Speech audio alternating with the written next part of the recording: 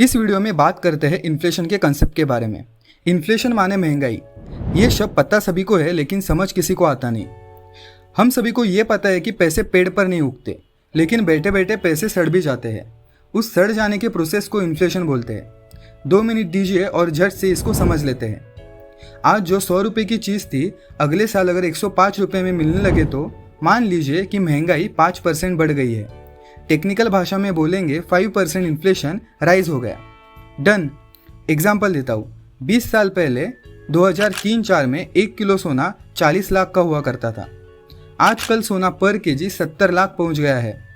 जिन्होंने वो 4 लाख घर में रखे थे 20 साल पहले, वो 4 लाख रुपए तो सड़ के आज उस पैसे की वैल्यू ऑलमोस्ट नील बटा सन्नाटा हो गई। जिन्होंने उस पैसों को सोने पर, प्रॉपर्टी पर या फिर कोई एसेट में लगाया, उनके तो आज अच्छे दिन चल रहे हैं। भाई साहब, अच्छे दिन किसी और के मेहरबानी से नहीं, बल्कि अपनी खुद की सूझबूझ और मेहनत से आते हैं। एक होता है बेसिक इन्फ्लेशन, जो गवर्नमेंट हमको बताती है। गवर्नमेंट के मुताबिक इंसान की मेन ज़रूरत होती है पेट्रोल, दाल, रोटी और सब्जी, बस। ये सब चीज़ें खुद गवर्नमेंट भी मुफ्त में गरीबों में बांट सकती है और इनके दाम साल दर साल बढ़ेंगे। इसी प्राइस के बढ़त को इन्फ्लेशन यानी कि महंगाई बोला जाता है। अब डेटा के हिसाब से ये जो इन्फ्लेशन है वो चल रहा है 6% के आसपास। अब हमको रियलिटी पता है भाई, बहुत सारी ऐसी चीज़ें भी हैं जो गवर्नमेंट कवर नहीं करती, उनके दाम ज़रा और तेज़ी से बढ़ रहे हैं। सरकार के बेसिक इन्फ्लेशन डेटा में मेडिकल कवर नहीं स्टडी किया जाता या स्कूल फीस को भी कवर नहीं किया जाता, जो कि 12 से 15% से बढ़ रहे हैं। ऐसा क्यों? गवर्नमेंट बोलेगी कि गवर्नमेंट हॉस्पिटल ठीक है ना, वहाँ पे जाओ, मुफ्त का इलाज है।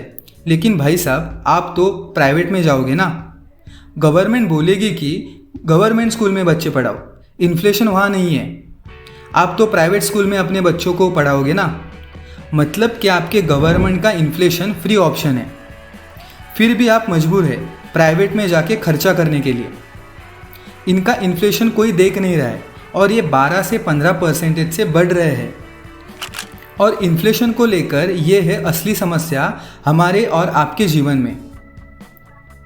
इन्फ्लेशन आपको ये कड़वा सच याद दिलाता है कि सिर्फ पैसा फ्यूचर के लिए बचाने से काम नहीं चलता, बल्कि उसे इस तरह पे काम पर लगाओ ताकि वो महंगाई को भी पार करवा के आपको मुनाफा दे।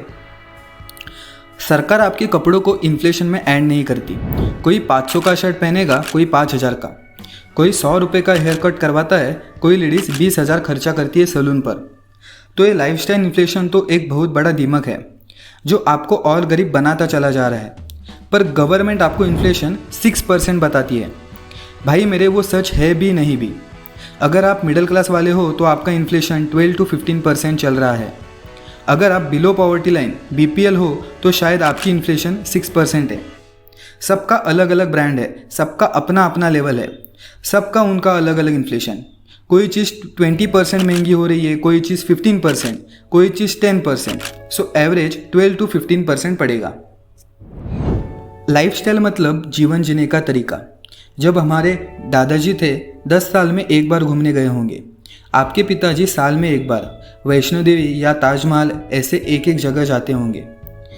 और अब आपको तो साल में 2 बार घूमना है, वो भी शायद एक फॉरेन ट्रिप भी करते होंगे। तो आपका लाइफस्टाइल बढ़ रहा है, ज़िंदगी और अच्छे से जी रहे हैं आज के नौजवान। पर इस पर जो खर्चे हो रहे हैं वो भी बढ़ रहे हैं। दादाजी कपड़े सिलाते थे, वो भी 2-3 साल में एक बार। पिताजी हर दिवाली पे नए कपड़े लाते थे। और अब हम बाहर निकले नहीं कि कुछ ना कुछ कपड़ा खरीद कर लाते हैं घर। ये भी तो लाइफस्टाइल इन्फ्लेशन को बढ़ाएगा। दादाजी टेलीग्राम करते थे, पिताजी एक लैंडलाइन पर। आज घर के सारे सदस्य अपने अपने मोबाइल, उसके रिचार्ज, इंटरनेट बिल्स सब भर रहे हैं। ये भी इन्फ्लेशन बन गया। ज़रा सोचिए, दादाजी को कम कमाना पड़ता था क्योंकि उनका खर्चा भी कम था। आपका खर्चा बढ़ चुका है और कमाई करने की ज़रूरत और। कमाई बंद होने का डर, उसकी एंजाइटी, स्ट्रेस आपकी खुशी कम कर रहे हैं।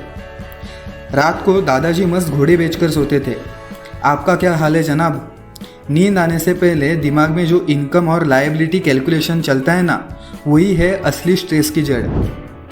मान लीजिए आपका महीने का खर्चा है 1 लाख रुपया और आपके घर में 6 लाख रुपए पड़े हैं इमरजेंसी फंड के नाम पे। इसका मतलब ये हुआ कि कभी कोई मेडिकल इमरजेंसी आती है जहाँ रातों रात पैसे लगेंगे, कहीं जॉब लॉस हो जाता है। ऐसी कठिन परिस्थितियों में आपके पास 6 महीने हैं उस प्रॉब्लम को फेस करने और सॉल्व करने के लिए। अब इंट्रोड्यूस करते हैं इन्फ्लेशन को। जिन चीज़ों पर आप 1 लाख आपका खर्चा हो रहा है, 5 साल बाद उस 1 लाख से महीने का कितना काम चलेगा। महंगाई की वजह से आपको 2 लाख लगेंगे हर महीना उसी लाइफस्टाइल को मेंटेन करने के लिए। इसका मतलब 6 लाख रुपीस सिर्फ 3 महीने में ख़त्म हो जाएंगे। आपको जो 6 महीने का रनवे था, 5 साल बाद 3 महीने का ही जुगाड़ चल पाएगा। इन्फ्लेशन की वजह से आपका पैसा एक जगह रुक नहीं सकता। इन्फ्लेशन उस जिम वाले ट्रेडमिल की तरह है। अगर आपका पैसा कहीं रुक गया तो पैसों का वैल्यू इरोजन चालू।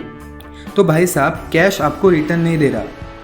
आज वो कैश की गड्डी देख के आपको नींद अच्छी आएगी, सुकून मिलेगा, लेकिन अगर कहीं इन्वेस्ट नहीं करोगे तो इन्फ्लेशन नाम का पेनल्टी भरना ही पड़ेगा। तो आपके अभी मन में क्या आ रहा है कि बैंक में जाकर डाल देता हूँ पैसा। बैंक में भी कितना मिलेगा? सेविंग में मिलेंगे 4%, फिक्स करोगे तो शायद 7%। लेकिन जो महंगाई आप और हम जैसे मिडिल क्लास झेल रहे हैं वो तो 10 to 12% के ऊपर चल रहा है ना, उसका तो कुछ करना पड़ेगा। इन्फ्लेशन के 2 सॉल्यूशंस है। अब तक आपको पता तो चल गया है कि इन्फ्लेशन आलसी इंसान को गरीब बनाते जाता है, और वही इंसान इन्फ्लेशन को बीट कर सकता है जो इंसान प्रोडक्टिव हो, जो इंसान इफिशिएंट हो। गवर्नमेंट चाहती है कि अपने देश के हर एक नागरिक आलसी ना बने, बल्कि देश के ग्रोथ में अपना योगदान दे। और इन्फ्लेशन एक सही तरीका है जहां पर आलसी आदमी खुद ब खुद गरीब बन जाएगा और उसकी जगह चालाक, हार्ड वर्किंग और स्मार्ट इफिशिएंट इंसान लाइफ में आगे बढ़ते जाएगा। तो इन्फ्लेशन अच्छी चीज़ है दोस्तों। अब समझते हैं कि इन्फ्लेशन को बीट कैसे करें। एक आसान तरीका है सैलरी तगड़ी कमाओ। आप आपके सैलरी हाइक के लिए जो स्किल डेवलपमेंट करनी पड़े वो करें। अगर कोई न्यू कंपनी ज्वाइन करनी पड़े वो करें। एक गणित बताता हूँ। अगर आपके पास 4 करोड़ रुपीज़ है, उसको बैंक में बिल्कुल सेफ फिक्स डिपॉजिट में डाल दीजिए, तो महीने के 1 लाख विड्रॉवल मिलता रहेगा ज़िंदगी भर। अगर आप बिजनेसमैन हो तो सेल्स पे फोकस करें ताकि रेवेन्यू बढ़े और प्रॉफिट्स भी बढ़ जाए। इस सॉल्यूशन में आपका इन्वेस्टमेंट होता है टाइम एंड स्किल। एक सैलरीड पर्सन अपने 1 महीने का टाइम कंपनी को देता है और कंपनी बदले में आपको सैलरी देती है। कितनी सैलरी मिलेगी आपको, वो आपके स्किल्स और वैल्यू एडिशन पे डिपेंड करेगा।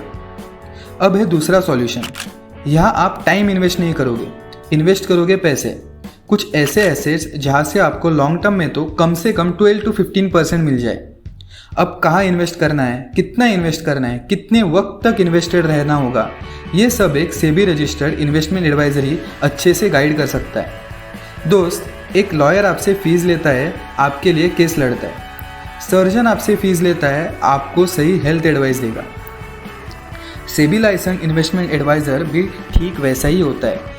मनीधन जैसा सेबी रजिस्टर्ड इन्वेस्टमेंट एडवाइज़र आपको म्यूचुअल फंड बेचकर कमीशन नहीं कमाएंगे। मनीधन जैसे सेबी रजिस्टर्ड इन्वेस्टमेंट एडवाइज़र आपको LIC चिपका कर कमीशन नहीं कमा सकते। एक इन्वेस्टमेंट एडवाइज़र एडवाइस देता है लिखित ईमेल में, और आप उसका एग्जीक्यूशन करवाते हो डीमैट अकाउंट में ब्रोकर के पास। यहाँ क्लियर है कि एडवाइज़र ब्रोकरेज भी नहीं कमा सकते। आपने देखा होगा, बैंक जाओ, किसी मीटिंग में जाओ, सब लोग आपको कोई ना कोई इन्वेस्टमेंट प्रोडक्ट बेचने पर लगे हुए हैं, लेकिन वो तो इसलिए क्योंकि कंपनी उनको कमीशन, ब्रोकरेज वगैरह देती है। क्या वो सेल्स एजेंट आपके लिए सही एडवाइस दे रहा है? आपको जो निष्पक्ष, कन्फ्लिक्ट फ्री एडवाइस दे रहा है वो है सेबी रजिस्टर्ड इन्वेस्टमेंट एडवाइज़र मनीधन। Security Exchange Board of India ने ये तय किया कि हम एक लाइसेंस देंगे कुछ चुनिंदा लोगों को, और उनको कहते हैं सेबी रजिस्टर्ड इन्वेस्टमेंट एडवाइज़र। ये लोग कन्फ्लिक्ट ऑफ इंटरेस्ट के बिना निष्पक्ष आपसे बात करने के बाद वही एडवाइस देंगे जो आपके रिस्क प्रोफाइल के लिए सही हो।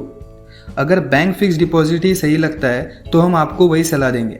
इंश्योरेंस लेने को बोलेंगे, आप कहीं से भी ले लो, हम आपको कोई गलत प्रोडक्ट रिकमेंड नहीं करेंगे। आपको एग्रीमेंट मिलता है एडवाइज़र और क्लाइंट के बीच। फीस भी काफ़ी कम होती है।